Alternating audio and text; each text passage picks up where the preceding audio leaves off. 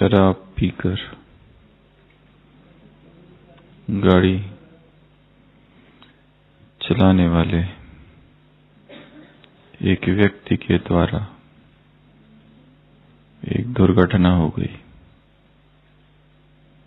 और उस दुर्घटना में एक युवा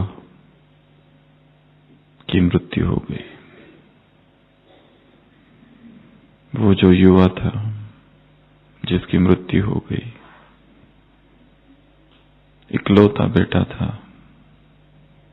और वो मां फूट फूट कर रोने लगी।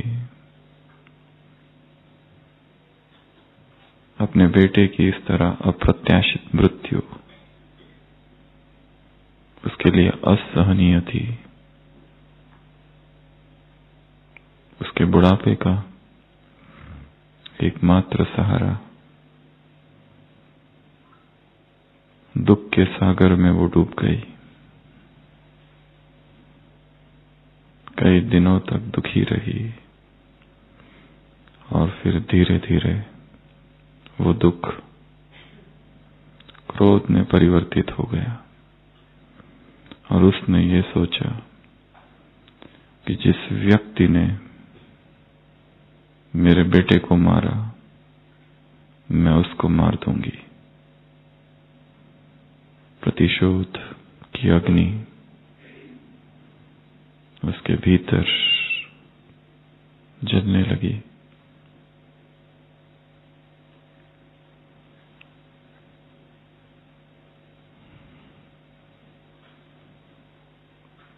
और फिर धीरे धीरे वो सोचती गई, विचार करती गई और फिर एक सुबह उसके मन में आया कि मैं उसे मार तो दूंगी, पर क्या उस व्यक्ति को मारने से मेरा बेटा वापस आ जाएगा? उसने सोचा कि मैं उस व्यक्ति को मार तो दूंगी, परंतु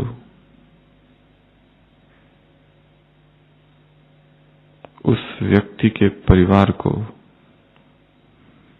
मेरी तरह दुखों को झेलना पड़ेगा।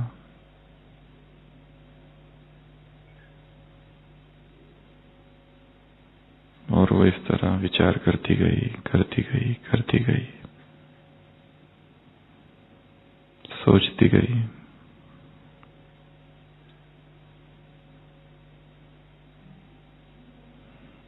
धीरे धीरे उसका मन शांत होने लगा। उसने और सोचा कि वास्तव में मेरे बेटे की मृत्यु का कारण क्या है।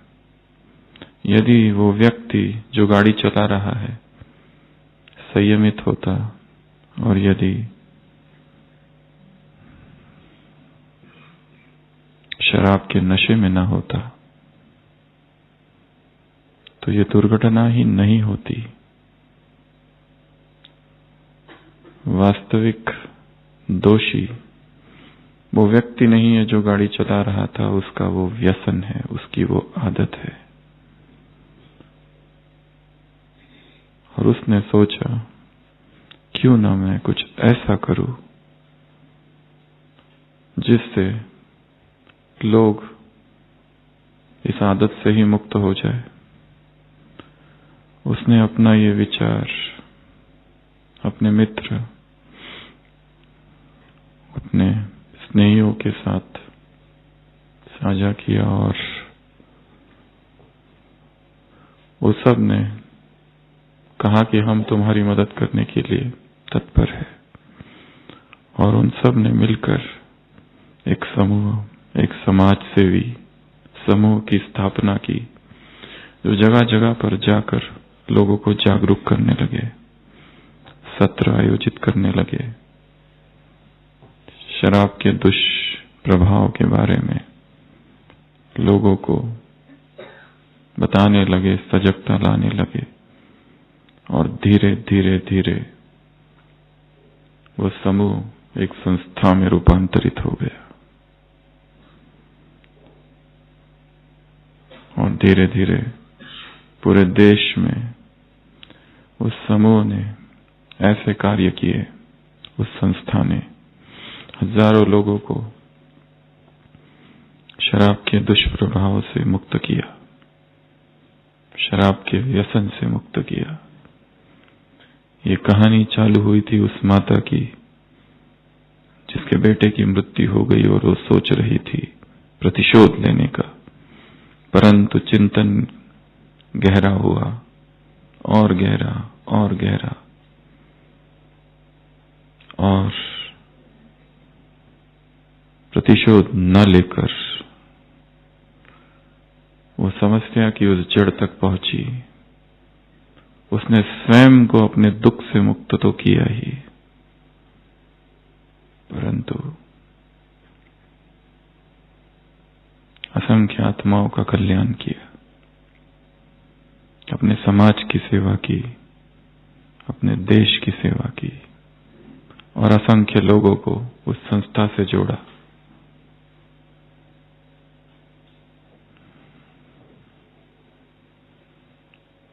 ये एक प्रेरणादायी कहानी है।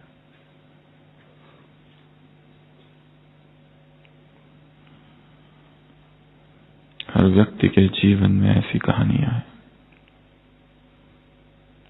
रोचक रमणीक अनुभवों की कहानी,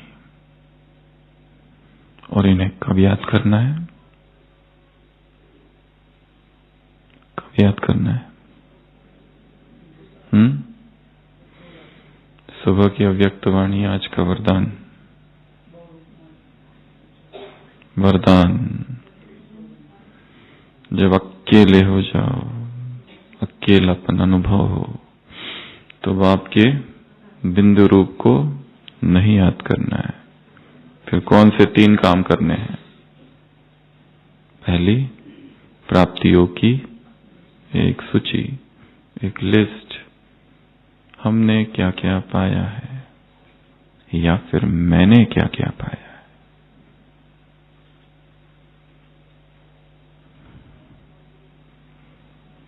उसको और थोड़ा कम कर दे।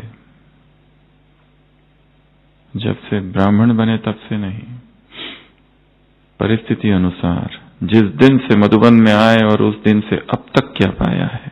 वो 1 हफ्ता हो सकता है, वो 3 दिन हो सकते हैं, वो 1 दिन हो सकता है, वो 1 घंटा भी हो सकता है, क्योंकि दिव्य अनुभूतियों के लिए समय बंधन नहीं है, 1 सेकंड भी पर्याप्त है। जो आत्माएं असंख्य लंबे समय से प्राप्त नहीं कर सकती, वो अनुभव 1 सेकंड में हो सकता है। कोई एक स्त्री अपने भिक्षुनी ज़ेन मास्टर के पास कई वर्षों तक रही और यही पूछती रही कि मैं इतनी साधना करती हूं, 8-8, 10-10 घंटे मेडिटेशन में ध्यान सत्र होता है मेरा, फिर भी अनुभव क्यों नहीं होता, अनुभव क्यों नहीं होता, क्या करूं, क्या करूं। आश्रम के सारे कार्य करती है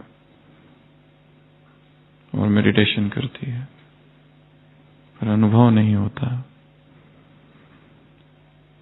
ज़ेन मास्टर, उस गुरु ने कुछ नहीं कहा, केवल इतना ही प्रतीक्षा।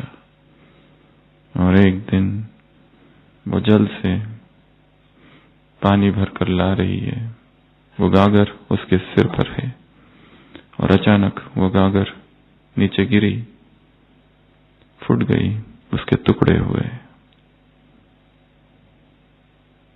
एक एक टुकड़ा जो था उसमें थोड़ा थोड़ा पानी था, और बस उस पानी को देखते ही जो वर्षों में उसे अनुभव नहीं हुआ, वो 1 सेकंड में हो गया।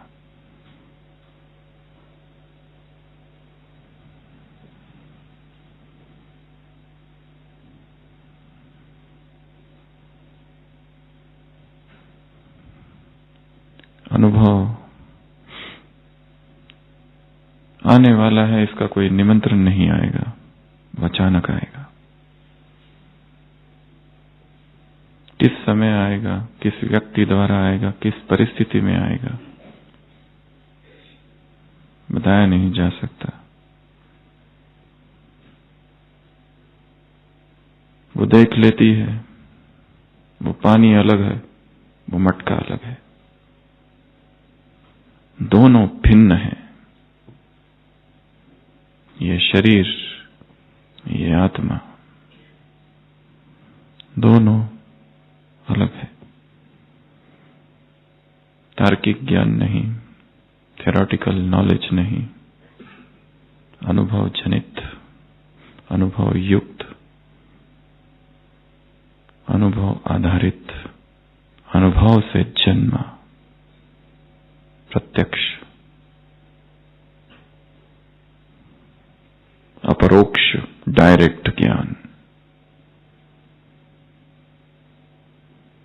तो आज क्या कहा? अपने प्राप्तियों को याद करो। लिस्ट की कौन सी प्राप्तियां? छोटी छोटी प्राप्तियां। जब से मधुबन में आए तब से क्या हुआ, जब से इस डिपार्टमेंट में सेवा कर रहे तब से क्या हुआ,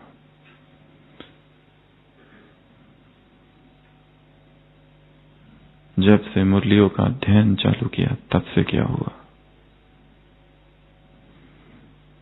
जब से अमृत वेला सीरियसली कर रहे हैं तब से क्या हुआ, जब से सारे दिन भर ये अटेंशन रहता है, शरीर अलग, मैं अलग, तब से क्या हुआ, क्या मिला, जब से कोई नई बात सीखी तब से क्या हुआ, जब से किसी विशेषता को सेवा में लगाया तब से क्या हुआ। तो जब भी अकेले महसूस करो, उदास महसूस करो, कुछ भी करने की इच्छा ना हो, न मुरली पढ़ने की इच्छा है, न योग करने की इच्छा है, न सेवा करने की इच्छा है, कमरे में अकेले बंद, और ऐसे भी क्षण इस जीवन में आएंगे।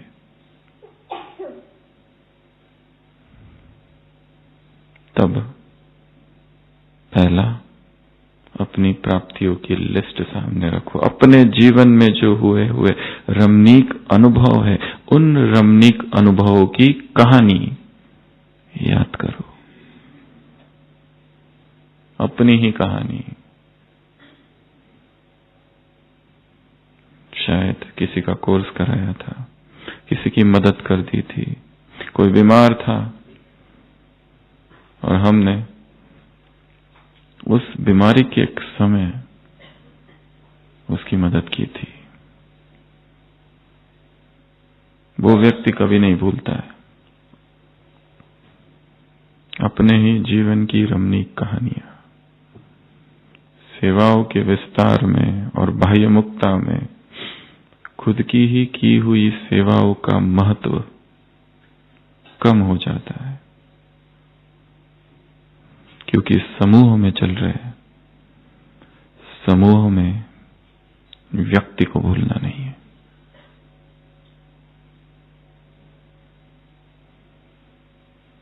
और तीसरा क्या करो? 3 काम करो। तीसरा कार्य भी है। कौन सा?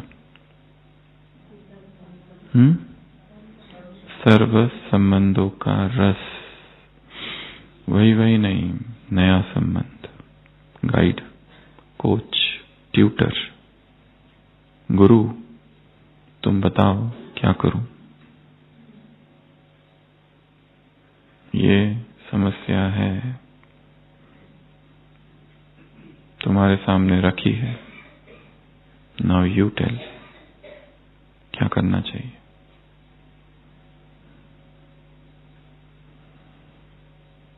तो आज की अव्यक्त वाणी सबसे पहली चीज है प्रेम के विषय में स्नेह। दूसरी बात है स्मृतियों के विषय में। तीसरी बात है प्रैक्टिस। प्रैक्टिस। तीसरी बात है शिवरात्रि के विषय में, चौथी बात है प्रैक्टिस के विषय में, और फिर डबल विदेशी, दादिया, स्लोगन और वरदान। तो सबसे पहली बात किसकी है? स्नेह।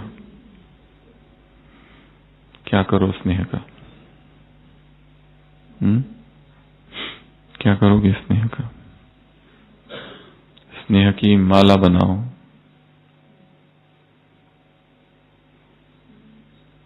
स्नेह का पेड़ बनाओ,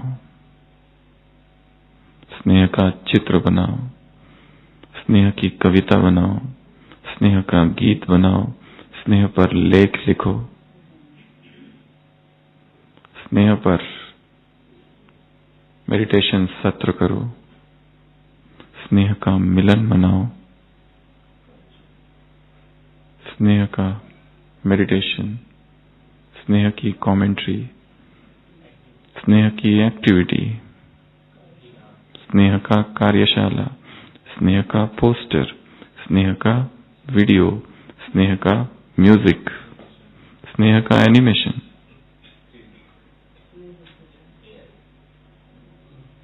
स्नेह मिलन, सामूहिक स्नेह मिलन, स्नेह का भोज। और उस जब भोज में जाओ तो स्नेह की वस्तु साथ में ले जाओ।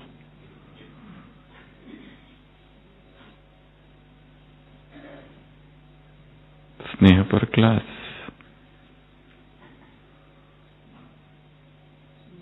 स्नेह की प्रयोगशाला, लव गेम्स। तो वतन में बाबा के पास स्नेह के मोती, स्नेह की मालाएं पहुंची, स्नेह की शक्ति मर्ज थी।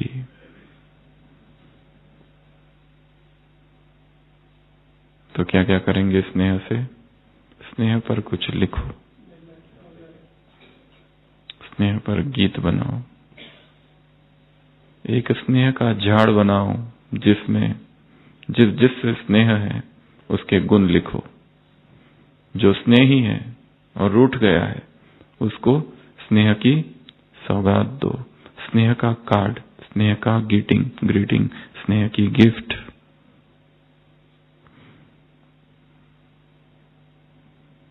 स्नेह की यादें। ये सारे कार्य करने हैं। वर्कशॉप, सेमिनार,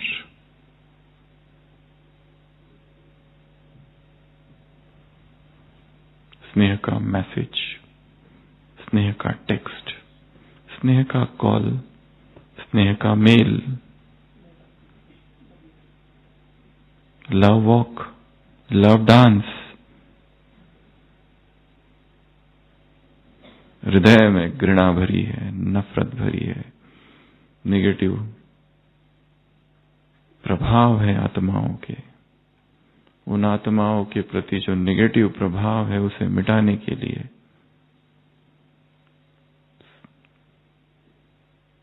लव रोज,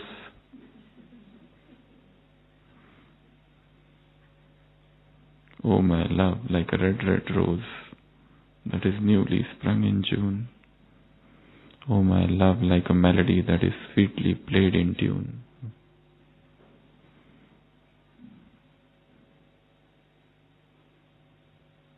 लव पर अभंग, भक्ति गीत, प्रेम की साधना, प्रेम की कविता और प्रेम की प्रार्थना, प्रेम के संकल्प और प्रेम के बोल, और प्रेम के संबंध और प्रेम के संपर्क, और प्रेम की दृष्टि और प्रेम की वृत्ति, और प्रेम के स्वप्न और प्रेम की कल्पनाएं, प्रेम का दृष्टिकोण।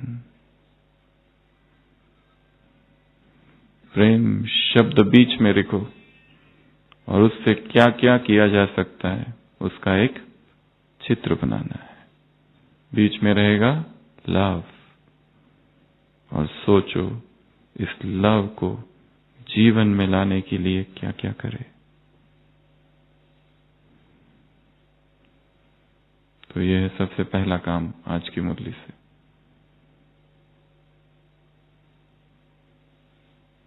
अलग अलग कार्य हैं जो करने हैं। क्षमा मांगना, क्षमा करना, धन्यवाद, ग्रेटिट्यूड ट्री। एक झाड़ बनाओ और उस झाड़ में किस किस का धन्यवाद किया जाए। मधुबन में आए हैं, बाबा का धन्यवाद, मधुबन का धन्यवाद, इस भूमि का धन्यवाद, यहाँ के प्रकंपनों का, वाइब्रेशंस का धन्यवाद, यहाँ के निवासियों का धन्यवाद, इन इमारतों का धन्यवाद, इन दीवारों का धन्यवाद, इन चित्रों का धन्यवाद, इन गीतों का धन्यवाद, इन क्लासेस का धन्यवाद, यहाँ की विशुद्ध मंशा का धन्यवाद, उन दादियों का धन्यवाद। हृदय को धन्यवाद से, ग्रैटिट्यूड से, अहोभाव से, थैंकफुलनेस से जितना भरेंगे उतनी निगेटिविटी कम होगी। उन आत्माओं का जिन्होंने ज्ञान में चलने में मदद की थी, सहयोग दिया था, उन आत्माओं का जो विघ्न बने थे, अगर वो ना होते तो इतने शक्तिशाली हम आज ना होते। सहनशीलता का कवच पहनो, इसी मुरली में बाबा ने कहा है, तो क्या हो जाओगे? डैश हो जाओगे। क्या? निर्विघ्न। मुरली में निर्विघ्न शब्द है क्या आज? सेफ। कौन सा कवच? सहनशीलता का। जब वो आत्मा ही नहीं होती तो हम कवच क्यों पहनते? युद्ध भूमि खाली पड़ी है, कोई दुश्मनी नहीं है, कवच से तो गर्मी होगी, बाहर निकाल के रखेंगे। पर जब दुश्मनों का आक्रमण हो रहा है चारों तरफ से, तब कवच पहनना होता है। पहला कार्य मुरली से स्नेह, स्नेह के मोती, स्नेह की माला, स्नेह की शक्ति इमर्ज रूप में थी। स्नेही बच्चे, स्नेह का सागर, इसका प्रतीकात्मक पोस्टर क्या हो सकता है? उसका चित्र बनाना है। स्नेह का सागर, ये शब्द आते ही आंखों के सामने कौन सा चित्र आता है? स्नेह का सागर वो परमात्मा, उसका कौन सा चित्र आता है? तो ये पहला कार्य। दूसरा कार्य मुरली से स्मृतियां। कौन सी स्मृति? मैं कौन हूं? मैं कौन हूं? इस स्मृति ने क्या कर दिया? सब परिवर्तन कर दिया। दृष्टि, वृत्ति, स्मृति परिवर्तन कर दिया, सब कुछ बदल दिया इसे एक स्मृति ने। मैं कौन हूं पर चर्चा सत्र आयोजित करना। मैं कौन हूं अपने आप से पूछना, और इसका उत्तर ये नहीं है मैं आत्मा हूं, ये उत्तर छोड़कर, और मैं उसके सामने ढेर सारे विशेषण जोड़कर, वो भी नहीं। मैं कौन हूं? स्वयं से स्वयं का परिचय कराओ। खुद ही को पत्र लिखो एक, कि तुमको याद है तुम कौन हो। रट तो बहुत लिया है, महान आत्मा हो, ये आत्मा हो, वो आत्मा।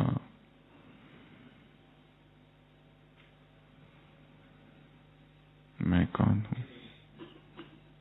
फिर से रिवाइज्ड, फिर से याद, क्या वही हूं जो हूं? दूसरों के सामने जो दिखा रहा हूं, क्या वो मैं हूं? जो मैं स्वयं के लिए सोचता हूं, क्या मैं वो हूं? और तीसरा, जो दूसरे मेरे बारे में सोचते, क्या मैं वो हूं? जब दो व्यक्ति मिलते हैं तो दो नहीं मिलते, 6 लोग मिलते हैं, क्योंकि एक में 3 समाये हैं। तो यहां कितने लोगों की सभा बैठी है? डिवाइडेड बाय 3, क्योंकि एक एक में 3 भरे हैं। एक वो जो मैं अपने लिए सोचता हूं, दूसरा वो जो मैं बनना चाहता हूं, और तीसरा वो जो दूसरे मेरे लिए सोचते हैं। कोई सोचता है ये बहुत महान है, कोई सोचता है पाखंडी है। नाटक देखो कितना कर रहा है, भाषण तो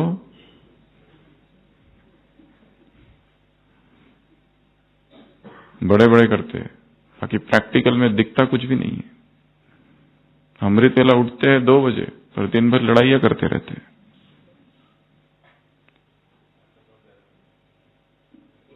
पूरी की पूरी मुरली बाय हार्ट, क्विज में 100 में से 100 मार्क, पर मदद मांगो तो कभी मदद नहीं करते। परोपकार तो दिखाई देता नहीं दूर दूर तक, ऐसे स्वार्थी।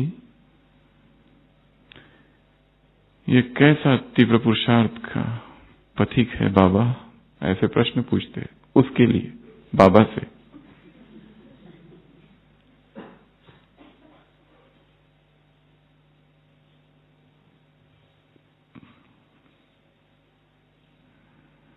मैं कौन हूं? ये खोज है। उत्तर देने की जल्दी नहीं करना है, जल्दबाजी करना ही नहीं है, क्योंकि रटे रटाए उत्तर ढेर सारे भरे पड़े। इसलिए ज्ञान अर्थात ज्ञान की पराकाष्ठा है संपूर्ण मौन। कहते हैं बुद्ध और महावीर समकालीन थे। कहानी शायद झूठी भी हो सकती है, पर कहा गया है दोनों 3 दिन 3 रात एक ही कमरे में रुके थे। दोनों के सिद्धांत भिन्न, जरा भी मेल नहीं खाते।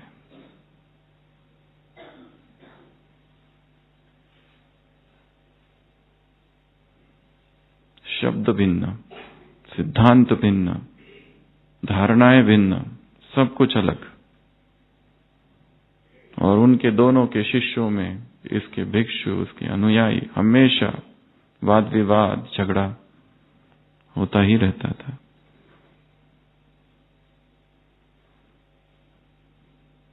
और कहा जाता है वो तीनों जब थे तो उनके शिष्यों में बहुत उत्सुकता थी क्या चर्चा करेंगे, पर वो दोनों तीनों दिन मौन ही रहे, क्योंकि लड़ाइयां नीचे के तल पर है, ऊपर के तल पर नहीं। संपूर्णता में कोई लड़ाई नहीं है। क्राइस्ट, मोहम्मद, गुरु नानक, ये सब अगर मिल गए, लड़ाइयां इनमें नहीं है। लड़ाइयां लोअर लेवल ऑफ कॉन्शियसनेस में है। शिव के गण और राम के बंदर। राम और शिव में लड़ाई हो गई, भक्ति मार्ग में दिखाते, भयंकर लड़ाई हो गई। तो जब बॉसेस की लड़ाई हुई तो उनके जो एम्प्लॉय थे, शिव के गण और बंदरों की भी भयंकर लड़ाई हो गई। फिर बॉसेस का कॉम्प्रोमाइज हो गया, दोनों की दोस्ती हो गई, पर इनकी लड़ाई चालू ही थी, क्योंकि निचले तल पर लड़ाइयां है, ऊंचाई में कोई लड़ाई नहीं है।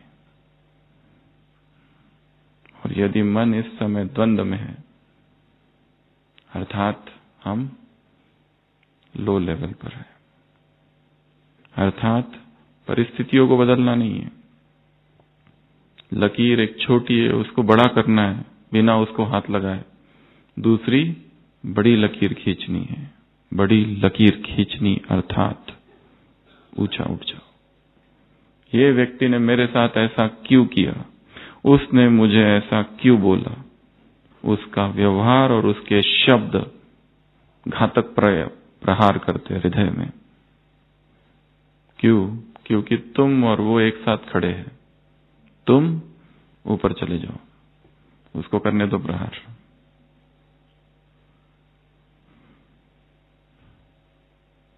स्मृतियां। तो कौन सी स्मृति? मैं कौन हूं। जल्दबाजी नहीं करनी है उत्तर। ये प्रश्न जीवन भर का है। मैं हूं कौन? मैं हूं क्या? वही हूं जो अमृत वेला हूं, जो मुरली के समय हूं, कर्म में भी वही हूं, जब दरवाजे बंद है तब भी वही हूं, सोता हूं तो ही वही हूं, जब दूसरे मेरी निंदा करते, उपहास करते तो भी मैं वही हूं, जब बहुत महिमा होती है क्या मैं वही हूं? कौन हूं? कौन हूं? कौन हूं? कौन हूं?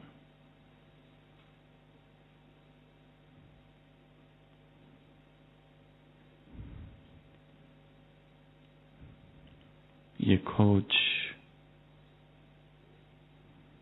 धीरे धीरे शायद किसी उत्तर तक पहुंचाएगी।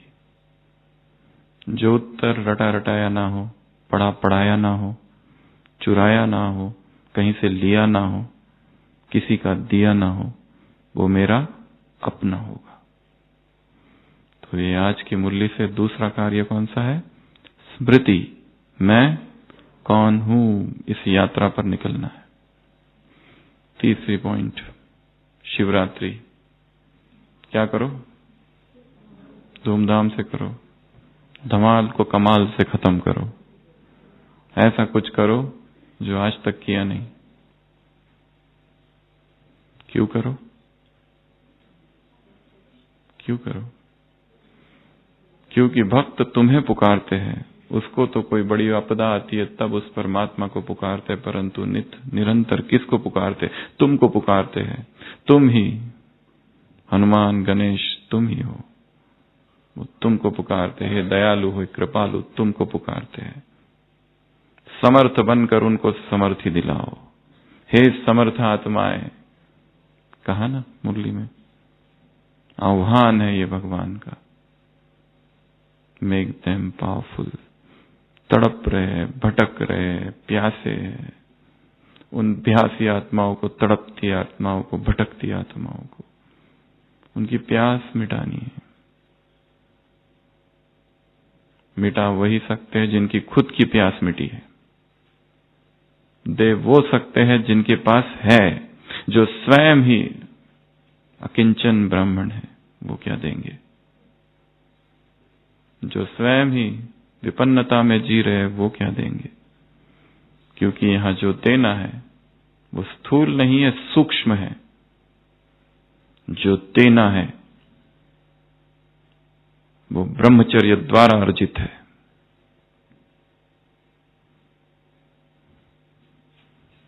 जो देना है वो प्यूरिटी से प्राप्त हुआ है, परमात्मा वरदान है।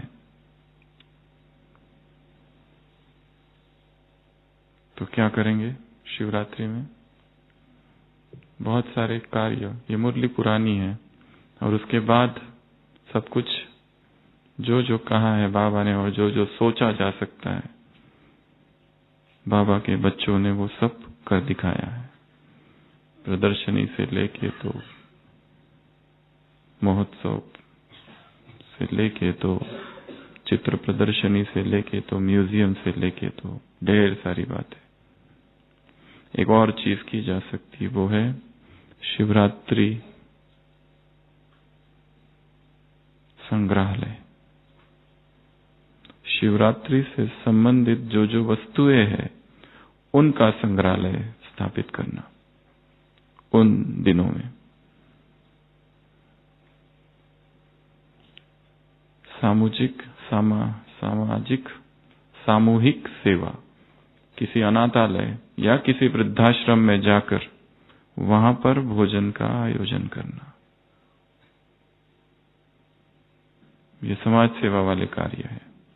परंतु मुख्य लक्ष्य है संदेश देना है। कोई भी उलाहना ना रह जाए कि दिया नहीं, और दिया तो भी लेट क्यों दिया, ये भी ना रह जाए, इसलिए आप करो। Marketing strategies. Shivratri marketing strategies. भगवान के पास ज्ञान योग के प्रोडक्ट्स है, हम सेल्समैन हैं, दुकान उसने खोली है और वो बेचने हैं। बाबा को क्या कहते हैं, मुझे बेस्ट अच्छे अच्छे सेल्समैन चाहिए, जिनकी बुद्धि थोड़ी चले, जो सोचे क्या किया जा सकता है। कोई आर्ट कंपटीशन, कोई पोस्टर कंपटीशन, कोई रंगोली कंपटीशन, कुछ भी, कोई लेक्चर, कोई वर्कशॉप, कोई सेमिनार, कोई एग्जीबिशन, नई बातें जो हुई नहीं है वो सोचना है। हर बार वही झांकियां नहीं बनानी है, हर बार वही शिवलिंग नहीं बनाने हैं। अब वो करो जो अब तक किया नहीं है। मनसा वाचा कर्मणा संबंध संपर्क सबसे, क्या कहा मुरली में, सेवा करो, संदेश पहुंचाओ। संदेश का कौन सा वो मार्ग है जो अभी भी अनटच्ड है? आत्मा की चेकिंग।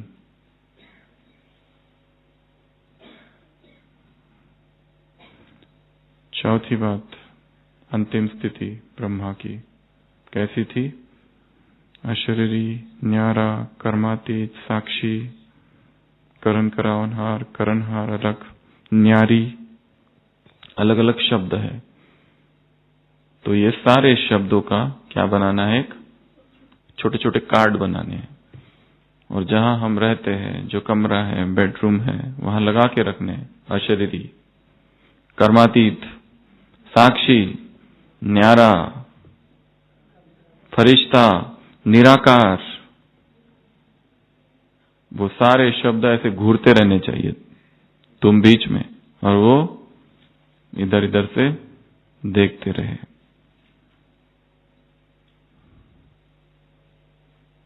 ताकि याद रहे ये लक्ष्य है।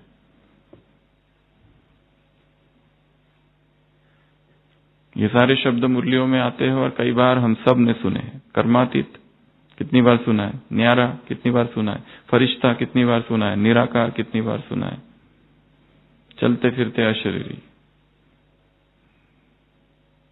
और जो शब्द कई बार सुने जाते हैं उनका प्रभाव भी कम होने लगता है। तो उनके तरफ देखने का दृष्टिकोण बदलना है। प्रैक्टिस वही है, अलग अलग। शरीर में नहीं हूं, गाड़ी चला रहा हूं, बात कर रहा हूं, उठ रहा हूं, चलते फिरते, उठते बैठते सोते, ये शरीर मैं नहीं हूं, ये शरीर मैं नहीं हूं। ऐसा मत समझो मैं तो हूं ही आत्मा। बाबा ने क्या कहा? प्रैक्टिस जरूरी है, यू नीड प्रैक्टिस, क्योंकि ठूस ठूस कर देहभान भरा हुआ है। 100%, 1% भी आत्माभिमानी स्थिति नहीं है।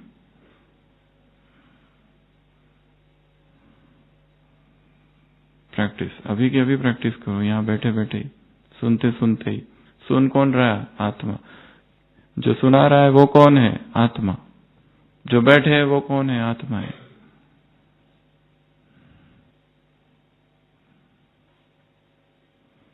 तो ये प्रैक्टिस है। और लास्ट, बहुत काल। 5 बातों में 5वीं बात, बहुत काल का अभ्यास। ऐसा नहीं कि लास्ट में, मुरली में कहा है ना, जवान हो, बूढ़ा हो, बीमार हो, स्वस्थ हो, कभी भी जा सकता है अंत, एनी टाइम। जीवन कितना अनित्य है। अभी भी यहां है, कोई किसी की गारंटी है कि कल सुबह अमृत वेला हम करेंगे ही रातों रात?